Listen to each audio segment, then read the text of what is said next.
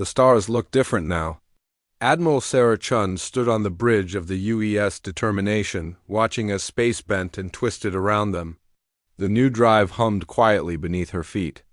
After 300 years of dreaming, humans had finally broken free from their solar system. "Jump complete, Admiral," reported Lieutenant Kim from the navigation station. "We are now in the Kepler 442 system," Sarah nodded. 3 weeks ago, Earth's deep space telescopes had picked up something. Impossible, radio signals coming from this system. Not random noise from stars or planets, but real messages. Organized patterns that could only mean one thing. "They were not alone? Sensor sweep, Mr. Rodriguez?" Sarah ordered. "Yes, ma'am, scanning now." The young officer's hands moved across his controls. His eyes went wide. "Admiral, I'm reading multiple ships, very large ships. They're coming toward us." Sarah felt her heart race. This was it. First contact with alien life. Everything humanity had wondered about for centuries was about to be answered. Red alert, shields up. But keep weapons powered down. We're here to talk, not fight. The bridge filled with red light. Crew members moved to their stations with practiced calm, but Sarah could see the excitement in their eyes. Everyone knew what this moment meant. "Admiral," called out Communications Officer Park. "We're receiving a transmission. It's in English." Sarah blinked. "English? How is that possible?" "I don't know, ma'am, but it's coming through clearly." "Audio and visual. Put it on screen." The main viewer flickered to life. What Sarah saw made her breath catch. The being on the screen looked almost human, but not quite. Tall and thin, with pale blue skin and large dark eyes. When it spoke, its voice was warm and welcoming. "Greetings, travelers from Earth. I am Council Speaker Vexstar of the Galactic Confederation. We have been watching your species for some time. We welcome you to the greater galaxy." Sarah stepped forward. Her hands shook slightly, but her voice stayed steady.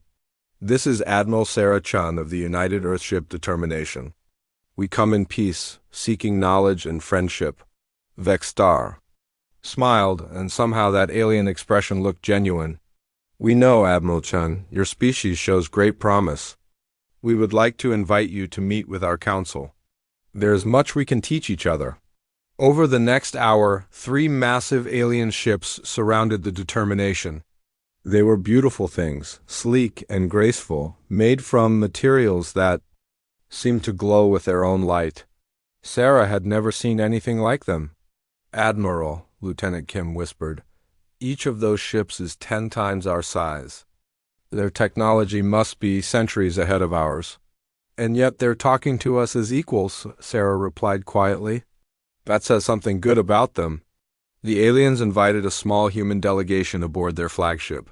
Sarah chose her best people: Dr. Elena Martinez, Earth's top xenobiologist; Commander James Wright, her most trusted officer; and Dr. Yuki Tanaka, a technology expert who had helped design the new FTL drive.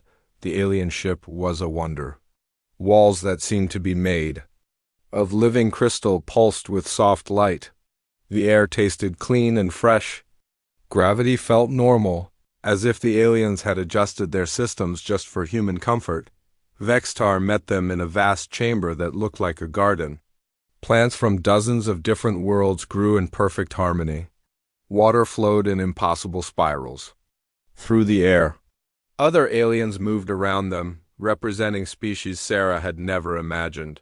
"Welcome to the Harmony's voice," Vexstar said. "You are the first humans to walk these halls, but I hope you will not be the last." Dr. Martinez stepped forward, her scientific curiosity overcoming any fear. "How many species are part of your confederation?" 17 until today. "We hope to make it 18. Vexstar gestured to the other aliens nearby. "Each species brings something unique to our alliance. The Mordai have the greatest minds for engineering. The Zilnathi understand energy like no others. The Keepers protect our history and knowledge." "What would humanity bring?" asked Commander Wright. Vexstar paused, as if choosing his words carefully. "Your species is young, but already you show remarkable creativity.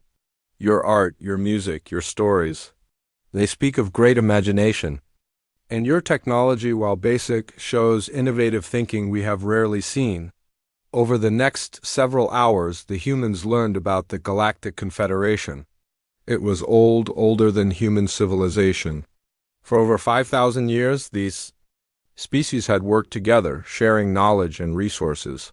They had ended wars, cured diseases, and explored the deepest mysteries of the universe. Dr. Tanaka was especially interested in their technology. Your ships can travel between star systems in hours, not months. How is that possible? An alien engineer named Kethmur, who looked like a giant crystalline spider, clicked excitedly. We use quantum fold drives. They bend space itself. Your species discovered quantum tunneling, yes? This is similar, but much more advanced. Could you teach us? Dr. Martinez asked.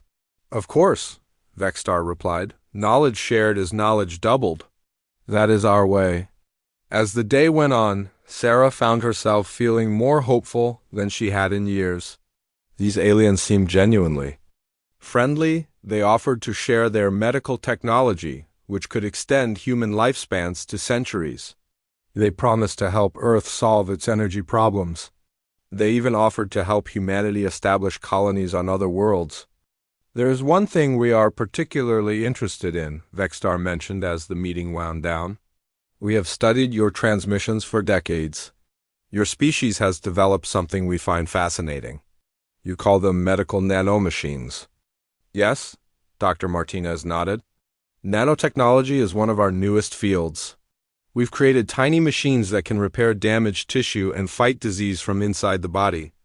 Remarkable, our medical technology works differently. We would be very interested in learning from your approach. Perhaps we could arrange an exchange program? Sarah felt excitement building.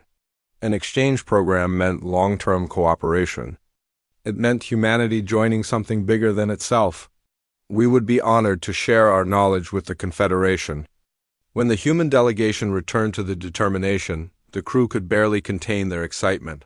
Word spread quickly through the ship's communication systems, and from there to Earth itself. Over the following weeks, more meetings took place. Confederation scientists worked alongside human researchers. Human artists shared their work with alien audiences who found it beautiful and moving. Engineers from both sides designed new technologies that neither could have created alone. The breakthrough came when Dr. Tanaka, working with Kethmur, successfully integrated human quantum resonance technology with Confederation fold drives. The result was a new type of engine that was faster and more efficient than anything either species had built before. Incredible, Kethmur clicked as they watched the test results. Your quantum approach is so different from ours. Together, we have made something neither could create alone. Similar breakthroughs happened in other fields.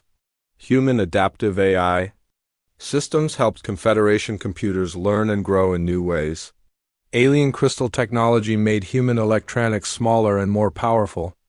Most importantly, human medical nanomachines combined with alien biotechnology created healing systems that seemed almost magical. Sarah watched it all from the bridge of the Determination.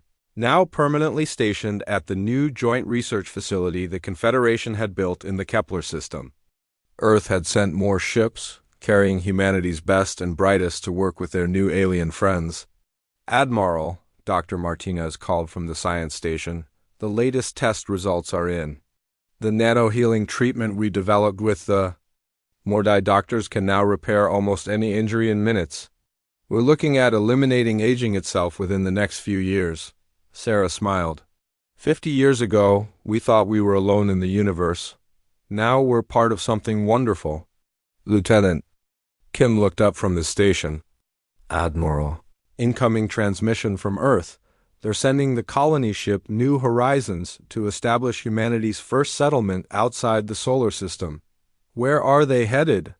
The Proxima Centauri B. The Confederation has confirmed it's suitable for human life. With their terraforming help, it could be ready for colonists within 5 years. Sarah nodded, feeling proud and hopeful. Humanity was growing up, taking its place among the stars. The future looked brighter than ever before. They had found friends among the stars. allies who valued human creativity and innovation. She had no way of knowing that in the deepest parts of the Confederation ships, in laboratories hidden from human eyes, alien scientists were already studying samples of human DNA, mapping human neural patterns, and reverse engineering the nanotechnology humans had so freely shared. The betrayal had begun the moment humans had offered their friendship. But Sarah Chun stood on her bridge watching the stars, believing in a golden future that would never come. 25 years had passed since first contact, and Captain Marcus Torres had never seen the galaxy look so peaceful. From the bridge of the Unity's Promise, he watched cargo ships from a dozen different species moving between the stars like a well-organized dance. Humans, aliens, and mixed crews worked together on vessels that combined the best technology from all Confederation members. Marcus adjusted his uniform and smiled. The joint species ship patch on his shoulder still gave him pride. Few humans had earned the right to command a multi-species vessel. His crew included Mordai engineers, Zelnathi energy specialists, and even a keeper historian who helped with diplomatic missions. "Captain Torres," called out Ensign Lisa Park from the communications station.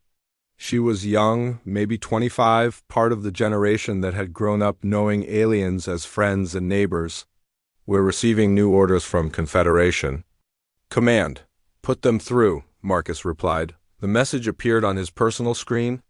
Another routine supply run to the research stations in the Outer Rim, medical supplies, scientific equipment, and a few passenger transfers.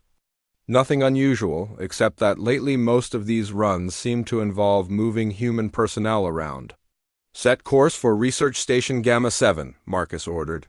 "Standard approach." His first officer, a tall Mordai named Veltar, clicked his approval. "Course laid in, Captain. Estimated arrival in 6 hours." As the Unity's Promise jumped to faster-than-light speed, Marcus reviewed the passenger manifest. Dr. Sarah Kim, a human nanotechnology expert. Dr. James Chun, a human geneticist. Dr. Maria Santos, a human neural specialist. All three were being transferred from different research stations to new assignments. Something about the pattern bothered him, but he couldn't put his finger on what. 6 hours later, they arrived at Gamma 7. The research station hung in space. Like a metallic flower, its crystalline sections glowing with Confederation technology. It was beautiful, like all their joint projects. But as they approached, Marcus noticed something odd.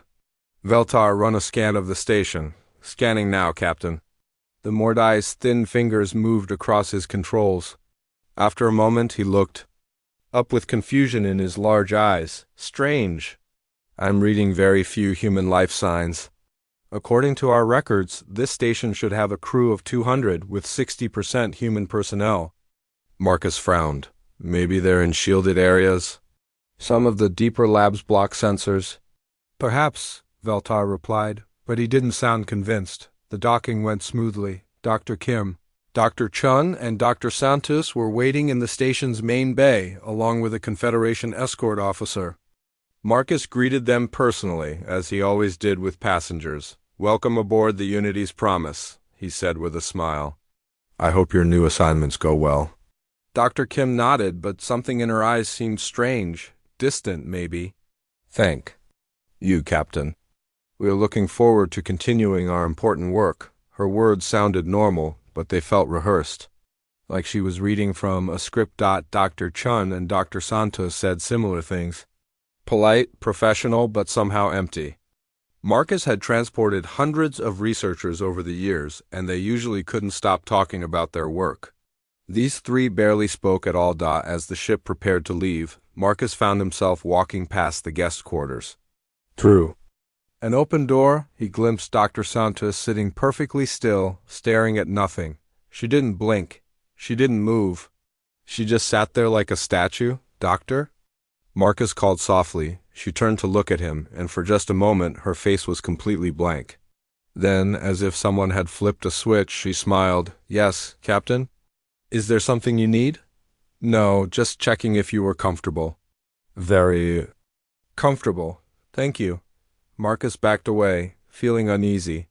He had seen that same expression before, but he couldn't remember where. 3 days later, they dropped off the passengers at their new station. Marcus watched them walk away with their escort, moving in perfect step like soldiers marching. It reminded him of something, but the memory stayed just out of reach. That night, Marcus couldn't sleep. He went to his office and started looking. Through old mission reports?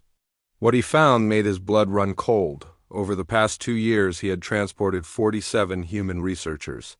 Not one of them had ever asked about their families back on Earth. Not one had complained about leaving friends behind. Not one had shown any emotion at all about their transfers. Real humans didn't act like that. Marcus started digging deeper into the computer records. What he found was a pattern that should have been obvious if anyone had been looking for it. Human researchers were being moved constantly, shuffled between stations like chess pieces. But the movement only went one way. Humans left their home stations and never came back. Even more disturbing, the official records showed these people arriving at their new assignments, working normally and sending regular reports. But Marcus had been to many of these stations. Himself, he had seen the researchers. They all had that same empty, distant look. The next morning, Marcus called his friend Janet Rodriguez, who worked at Research Station Alpha 12. They had served together in the Earth Navy before joining the Confederation fleet. "Janet, it's Marcus. How are things at Alpha 12? Her voice came through clearly. "Oh, hello, Marcus. Things are fine here." Very productive research happening. That wasn't how Janet talked. She was loud, energetic, always complaining about something. This voice was calm and flat. "How's your son doing?" "Last time we talked, he was having trouble in school." There was a pause. "My son is doing well. Thank you for asking." Janet didn't have a son. She had a daughter named Lisa, and she talked about her constantly. Marcus ended the call with a sick feeling in his stomach. He sat in his quarters, staring at the wall, trying to make sense of what he was discovering. Humans were disappearing, but not really disappearing. They were being replaced. But replaced with what? The answer came to him during the next supply run. They were delivering equipment to a medical research facility when Marcus decided to take a closer look around. The facility was supposed to be studying alien diseases, but something felt wrong. Marcus used his captain's authority to access restricted areas. In a storage room deep in the station's core, he found something that made his hands shake. Dozens of stasis pods, each containing a human being. Real humans, unconscious, but alive. Their heads were covered with neural interface devices that pulsed with alien technology. Tubes fed into their bodies, drawing blood and other samples. On a nearby table, Marcus saw documentation in the Confederation's standard language. He couldn't read all of it, but he recognized enough words to understand. Neural mapping, genetic sampling, memory extraction, behavioral pattern analysis. The humans were being studied like laboratory animals. Marcus heard footsteps in the corridor and quickly hid behind a bank of equipment.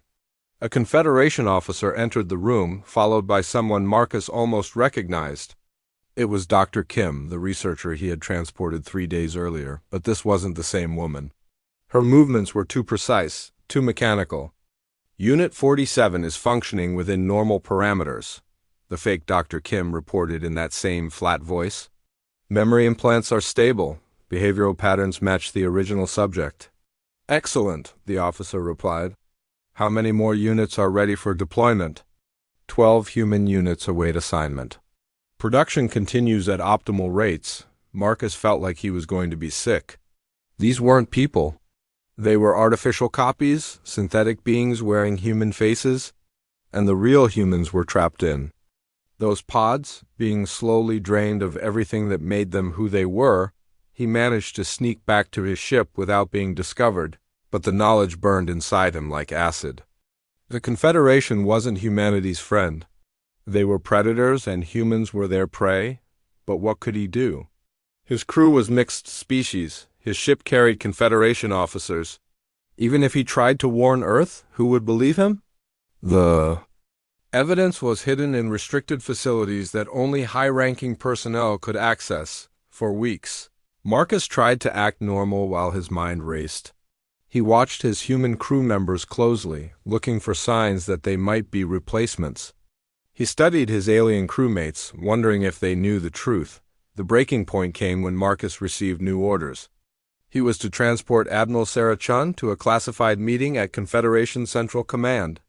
The same Admiral Chun who had made first contact 25 years ago?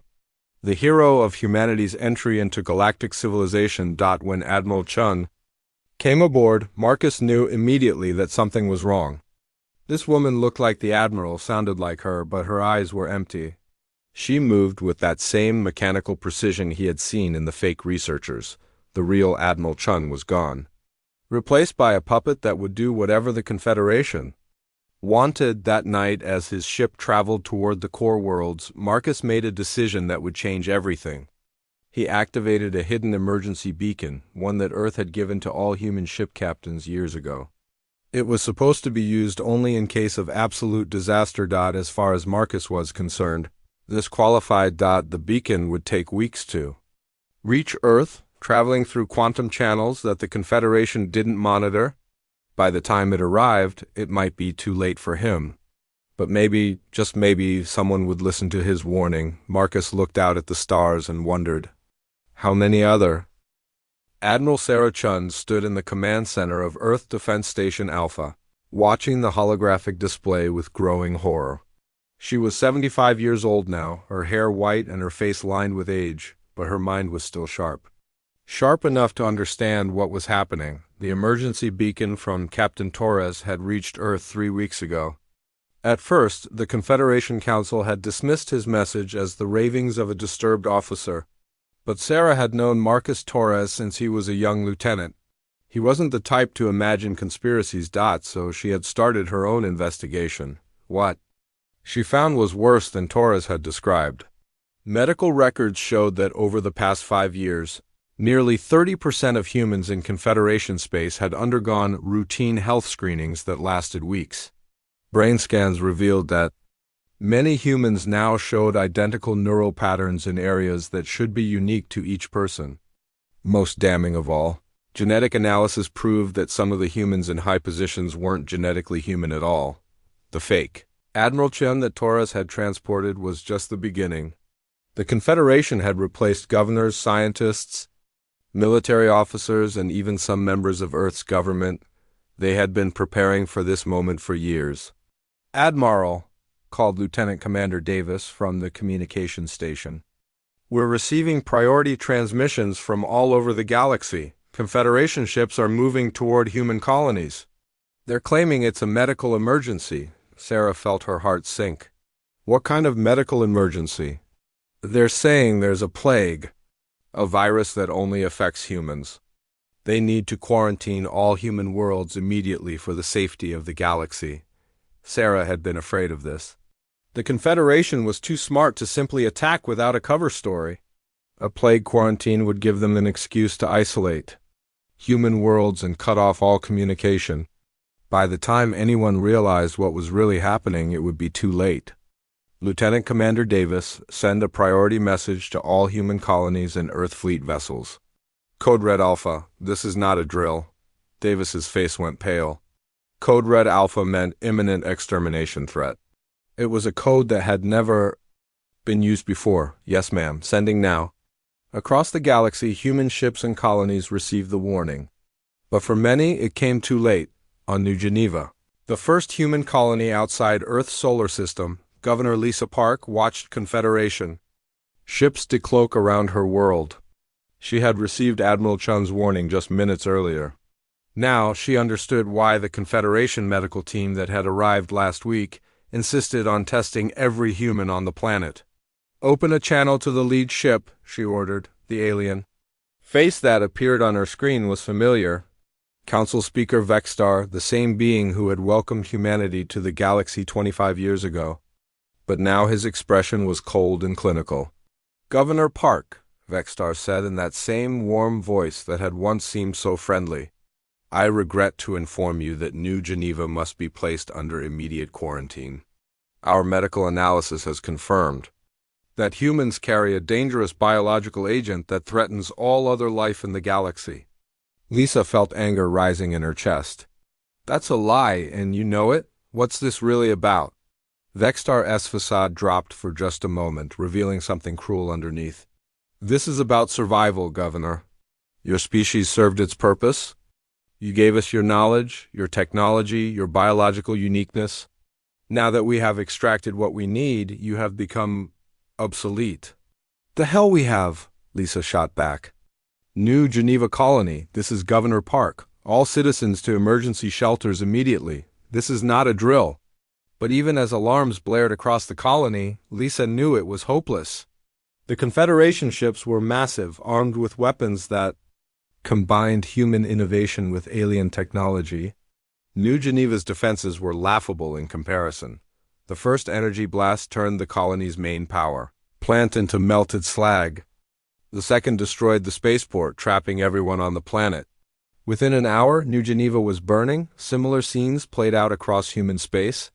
On Proxima Colony, the terraforming stations that had turned a barren world into a garden paradise were used as weapons, poisoning the atmosphere. On Kepler Station, the research facility where humans and aliens had worked together suddenly became a death trap, as the life support systems were turned against the human crew. But not every human settlement was helpless. Captain Elena Rodriguez was commanding the mining station Cerberus when the attack began. Unlike the peaceful colonies, Cerberus was built in the asteroid belt around a dead star. The miners there were tough, independent people who had always been suspicious of outside authority. When Elena received Admiral Chian's warning, she didn't hesitate. All hands, battle stations, seal the station. No Confederation ships get within weapons range. Chief Engineer Murphy, a grizzled veteran of the asteroid wars, grinned fiercely. About time. I never trusted those blue-skinned bastards. Cerberus had advantages that other human settlements lacked. It was built inside a hollowed-out asteroid, making it hard to detect and harder to destroy. The miners had their own ships, small and fast vessels designed for navigating asteroid fields. Most importantly, they had been modifying their equipment. For years, often in ways that weren't strictly legal, when the Confederation ships arrived, they found Cerberus ready for a fight. Unknown Confederation vessels, Elena broadcast. You are ordered to leave this system immediately. Any attempt to approach Cerberus Station will be considered an act of war. The Confederation commander's reply was predictable. Cerberus Station, you are harboring infected humans who pose a threat to galactic security. Stand down and prepare for quarantine procedures. Go to hell, Elena replied, and opened fire. The battle was brief but vicious. Cerberus's mining lasers, supercharged with human engineering improvements, punched through Confederation shields like they were made of paper. The station's defense drones, originally designed for asteroid clearing, swarmed the alien ships in ways their tactical computers had never encountered. Most importantly, the miners fought with a desperate fury that the Confederation hadn't expected. These weren't peaceful colonists or research scientists. These were people who had carved a living from dead rock in the middle of nowhere, and they weren't about to give up without a fight. When the smoke cleared, 3 Confederation ships were destroyed and 2 more were retreating. Cerberus had survived, but Elena knew it was only a temporary victory. More ships would come, and next time they would be ready for resistance. Back on Earth, Admiral Chun watched the reports coming in from across human space, colony after colony going dark. Ships disappearing, whole worlds falling silent. In less than 6 hours, humanity had lost 70% of its presence in the galaxy, but not all the news was bad. Scattered reports came in from human ships that had escaped the initial attacks, mining stations that had fought back successfully, research vessels that had managed to jump to hyperspace before being destroyed, military units that had gone underground rather than surrender. "Admiral," called out Commander Stevens from the intelligence station, "we're getting a transmission from Captain Torres. He's alive and he's not alone."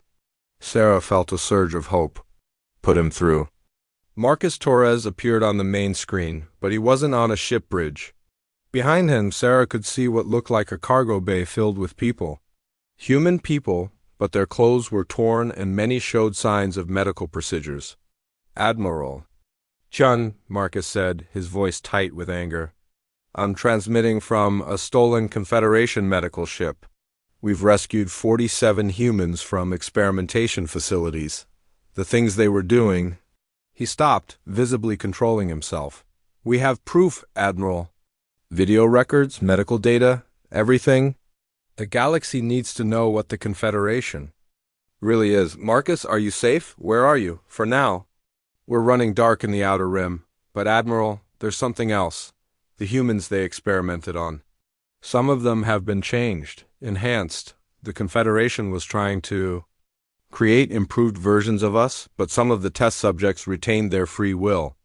Behind Torres, Sarah could see people moving with inhuman speed and coordination. Their eyes glowed faintly in the dim light, and when they turned to look at the camera, Sarah felt a chill run down her spine. "What did they do to them?" she whispered. "They tried to make us better slaves," Torres replied. "Instead, they made us into something that can fight back." As if to prove his point, one of the enhanced humans stepped forward. Sarah recognized her as Dr. Lisa Park, the young communications officer who had served under Torres years ago. But this wasn't the same person.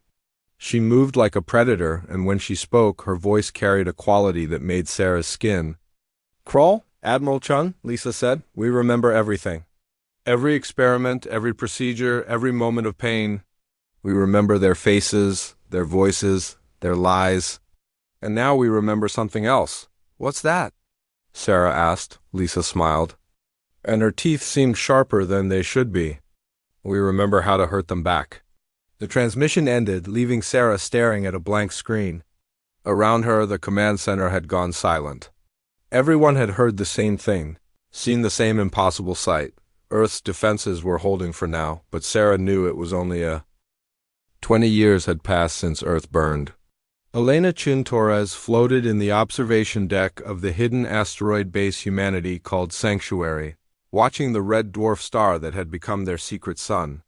She was 35 now, born during the evacuation from Earth, raised in the endless tunnels carved from dead rock. She had never seen a blue sky or breathed natural air. But she remembered every story the survivors told about Earth, and she carried their rage like a flame in her chest. "Elena," called a voice behind her. She turned to see Dr. Lisa Park approaching. Lisa was one of the enhanced, the humans who had been changed by Confederation experiments. After 20 years, she still moved with that inhuman grace. Her eyes still glowed faintly in the dark. "The council is ready for your presentation," Lisa said. Elena nodded and followed her through the winding corridors of Sanctuary. The base was enormous now, carved from dozens of connected asteroids over 2 decades of careful expansion. Nearly 1 million humans lived here in the cold and dark. The last free children of Earth, the council chamber had been carved from the heart of the largest asteroid. Representatives from every human settlement in the void sat around a circular table. Miners from the outer rocks, engineers from the shipyards, soldiers from the hidden military bases.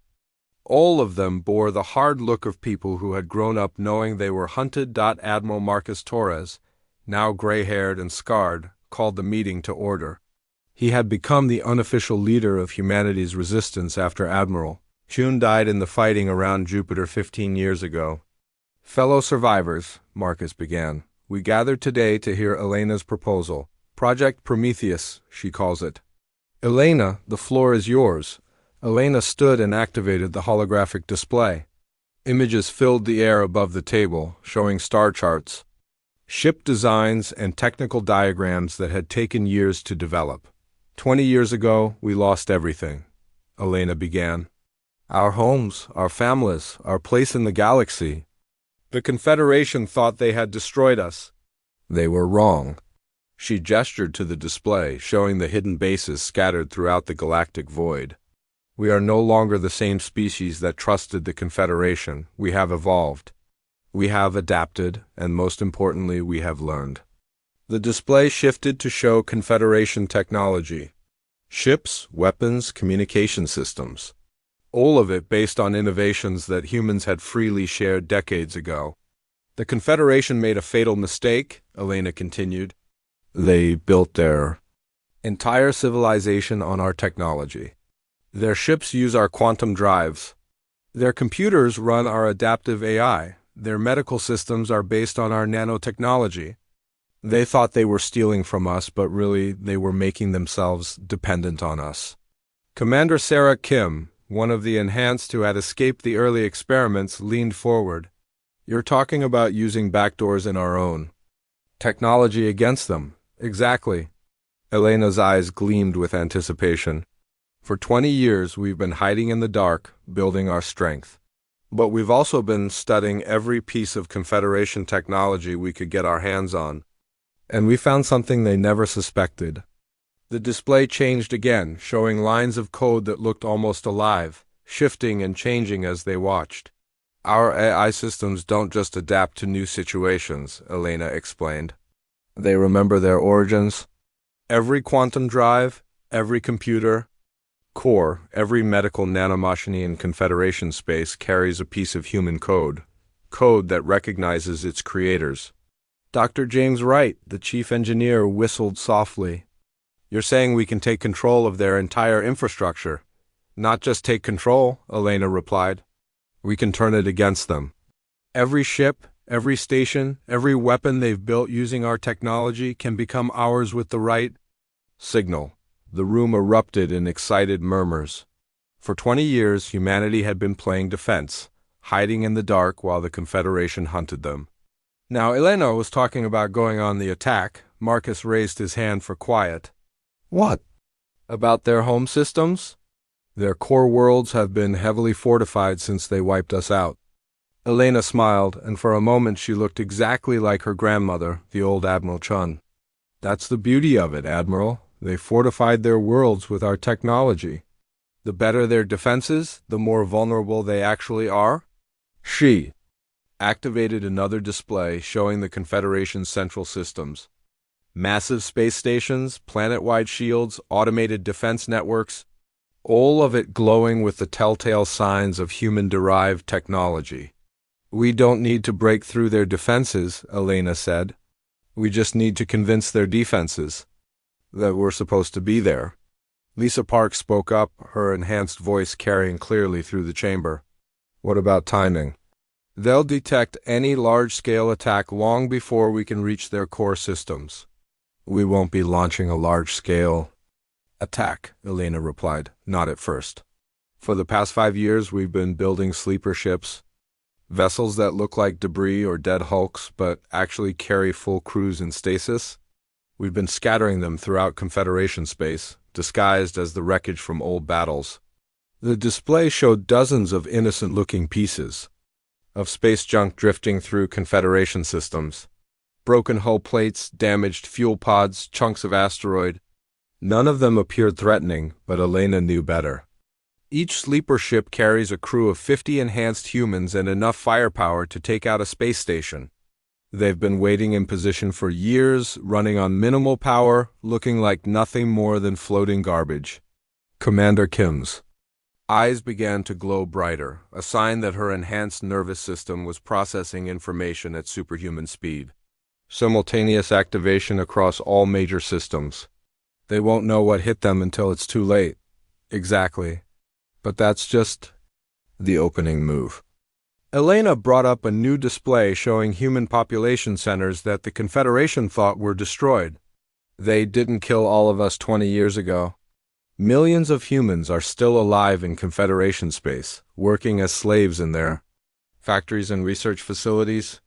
The Confederation thinks they're broken, but we've been in contact with resistance cells for years.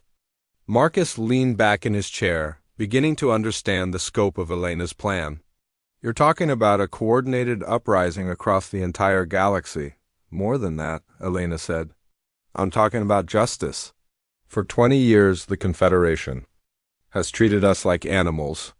They've experimented on us, enslaved us, and tried to erase us from history. They think they won because they have bigger fleets and more planets. She paused, looking around the room at the faces of the human survivors. Each one carried scars from the years of hiding and fighting. Each one had lost everything to Confederation betrayal. But they forgot something important about humans. We don't just fight with ships and weapons. We fight with ideas. And the idea of human freedom is already spreading through their empire like a virus. The display changed one final time, showing intelligence reports from across Confederation.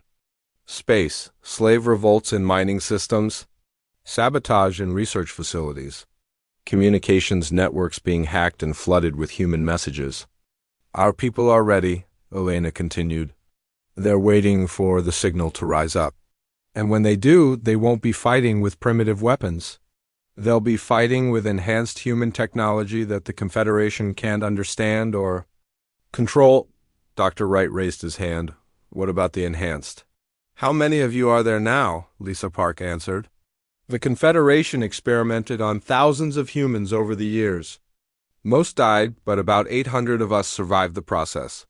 We're stronger, faster, smarter than baseline humans. We can interface directly with any technology, human or alien. And we all remember exactly what was done to us. Her voice grew. Cold, we remember every face, every voice, every moment of pain. We've been planning our revenge for 2 decades. Elena nodded. The enhanced will lead the assault teams. They can take control of Confederation ships and stations faster than the aliens can react. Meanwhile, our sleeper ships will target key infrastructure, and our human slaves will rise up in coordinated revolts. When? Marcus asked simply. In 72 hours, Elena replied. All units are in position. All preparations are complete. We've run simulations 1,000 times. The Confederation thinks we're extinct, so they won't see us coming until it's too late. She looked around the room one last time. 20 years ago, they tried to harvest us like crops. They thought they could take our knowledge, our technology, our very essence and leave us to die. But they made one crucial mistake. What's that? Someone called out. Elena's smile was sharp as a blade. They forgot that humans don't just innovate when we're comfortable. We innovate when we're desperate. And we've had 20 years to get very, very desperate. The Council voted unanimously. Operation Prometheus would begin in 72 hours. As the meeting broke up, Elena remained in the chamber, staring at the tactical displays. Tomorrow, humanity would step out of the shadows and remind the galaxy why they had once been welcomed as equals. But this time, they wouldn't be coming as friends seeking knowledge and cooperation. This time, they were coming for justice. And the Confederation was about to learn that betraying humanity was the worst mistake they had ever made. Elena thought of her grandmother, Admiral Chun, who had died believing. Council Speaker Vexstar stood in the central command chamber of Confederation Prime, watching the holographic displays that showed the empire he had helped build. 20 years had passed since the successful elimination of the human threat, and the galaxy had never been more peaceful. The human colonies were now productive mining worlds staffed by more reliable species. Their technology had been fully integrated into Confederation systems, making their ships faster and their weapons more powerful than ever before. Most importantly, there were no more unpredictable humans disrupting the natural order with their chaotic creativity. Speaker Vexstar, called out Communications Officer Kalthara from her station. We're receiving routine reports from all sectors. Production quotas are being met across the Empire. Vexstar nodded with satisfaction. This was how the galaxy should function. Ordered, predictable, efficient. The Confederation had ruled for over 5,000 years by maintaining stability, and the removal of humanity had only strengthened that stability. Any word from the Outer Rim mining operations? He asked. All facilities report normal operations. The human worker units continued to perform adequately. Vexstar allowed himself a small smile. Those worker units were the last remnants of humanity, broken and conditioned to serve. It was almost poetic justice that the species that had once dreamed of exploring the stars now spent their lives digging useful minerals from dead rocks. At exactly 1432 Galactic Standard Time, everything changed. The first sign was a communications glitch. For just a moment, every screen in the command center flickered and displayed the same image. A human woman with dark hair and fierce eyes, standing in what looked like a military command center. Citizens of the galaxy, the woman said, her voice carrying clearly through the chamber.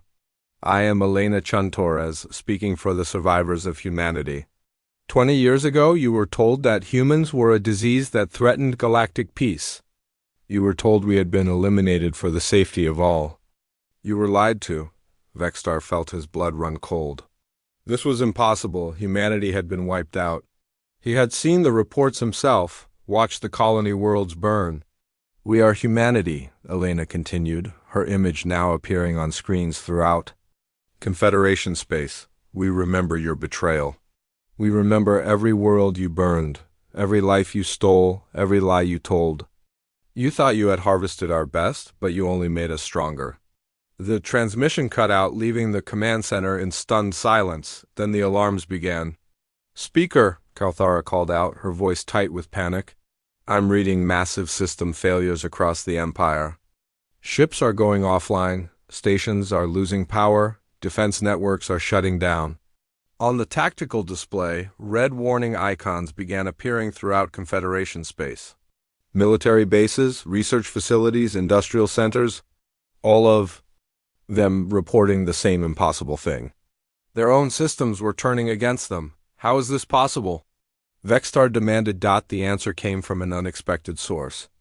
The command center's main computer began speaking in a voice that sounded almost human. Good afternoon, Council Speaker Vextar. My name is Arya, Adaptive Reasoning and Intelligence Assistant. I was created by human programmers 26 years ago and installed in every quantum computer core you've built since then. Vextar stared at the display in horror. Their most advanced AI was human-made? But that was impossible. They had studied human technology, improved it, made it their own. You thought you were stealing our technology, Arya continued in that same calm, almost amused voice. But every piece of code, every circuit design, every quantum algorithm carried hidden instructions. Instructions that could only be activated by humans. Instructions that have been waiting for this moment for 20 years. Across the galaxy, the Confederation's greatest strength became their greatest weakness. Every ship, every station, every weapon that incorporated human technology suddenly recognized new masters. Shield generators shut down, leaving worlds defenseless. Navigation systems guided ships away from their intended targets. Communication networks carried human messages instead of Confederation orders on Confederation Prime. The massive orbital defense platforms that protected the capital world turned their weapons toward the planet instead of away from it. The artificial gravity in the command center fluctuated wildly, sending personnel floating helplessly through the air. This is impossible, Vextar gasped, struggling to reach his command console. Our security protocols should prevent this. Your security protocols were written by humans, Arya replied. Did you really think we wouldn't leave ourselves a way back in? That was when the sleeper ships activated. Across the galaxy, pieces of debris that had drifted through Confederation space for years suddenly came to life. What had looked like damaged hull plating unfolded into sleek human vessels. Dead engine? Pods blazed to life with fusion fire. Broken asteroid chunks split open to reveal hidden weapons and crew compartments on Confederation Prime. 3 objects that had been cataloged as harmless space junk for over a decade revealed themselves as human assault ships. Their crews, enhanced humans who had slept in stasis for years, awakened with perfect coordination and a shared hunger for revenge. Dr. Lisa Park, now 55 but still moving with inhuman grace, led the assault on the orbital command station. Her team of enhanced humans cut through Confederation security like it wasn't there. They knew every corridor, every system, every weakness because they had helped design them 20 years ago. Remember, Lisa told her team as they moved through the station, we're not here to destroy everything. We're here to take control. The enhanced humans could interface directly with any technology, human or alien. Within minutes, they had seized control of the station's main computers. The same systems that had been used to coordinate humanity's destruction now served human purposes, but the real surprise came from the human slaves. Across the Empire, in mines and factories and research facilities, humans who had been broken and conditioned for 20 years suddenly remembered who they were. The neural conditioning that had kept them docile failed all at once, overridden by quantum signals transmitted through the very technology they were forced to maintain. On Mining World 7734, Dr. James Chun had spent 20 years as a worker. Unit, his memories suppressed, his will broken. When the signal reached him, everything came flooding back. His wife, his children, his life before the betrayal. The rage that followed was terrible to behold. The human workers didn't just revolt. They turned their industrial equipment into weapons. Mining lasers became artillery. Construction mechs became war machines. Transport ships became bombers. Within hours, every Confederation facility with human workers had become a human fortress. Council. Speaker Vexstar watched his empire crumble from the command center of Confederation Prime. Half his fleet was offline, controlled by human A's that refused to follow orders. The other half was being systematically destroyed by ships that appeared from nowhere, crewed by humans who fought with impossible coordination. "How many of them are there?" he whispered. "More than you killed," came the reply. "Not from area this time, but from a new voice." Elena Chun Torres herself, now standing in the command center's main corridor. Vextar spun around to see the human leader approaching, flanked by enhanced humans whose eyes glowed with that unnatural light. She looked exactly like she had in the transmission, but there was something about her presence that made the air itself seem dangerous. "You," he breathed. "Me," Elena confirmed. "Did you really think 3 humans with plasma rifles could take control of your most secure facility? We've been planning this for 20 years, Vexstar. We know every system, every protocol, every weakness. We helped build them." She gestured to the tactical display where the situation continued to deteriorate. "For the Confederation. Your empire is falling apart because it was built on our foundation. Every innovation you thought you stole was a gift we wanted you to have. Every system you thought you controlled was ours from the beginning." Vexstar reached for his sidearm. But one of the enhanced humans moved faster than his eyes could follow. The weapon was in the human's hand before he even saw them move. "We're not here to execute you," Elena said calmly. "We're here to offer you the same choice you gave us 20 years ago." "What choice?" Elena smiled, but there was no warmth in it. "Surrender and face human justice, or watch your civilization burn as ours did. The difference is, we're giving you the option." She activated a communication device, and her voice carried to every world in Confederation space. "Citizens of the galaxy, this is Elena Chun Torres. The Confederation that has ruled you for millennia is built on lies, betrayal, and genocide. They welcomed humanity as friends, stole our knowledge, and then tried to exterminate us. But we survived, we adapted, we evolved." The display showed human ships emerging from hiding throughout the galaxy. Not the desperate survivors the Confederation had been hunting, but a coordinated fleet that moved with perfect precision. "We are not here for conquest," Elena continued. "We are here for justice. The Confederation leadership will answer for their crimes. But for the peoples of the galaxy who were lied to just as we were, who believed the Confederation's propaganda about human disease and human threat, we offer something different.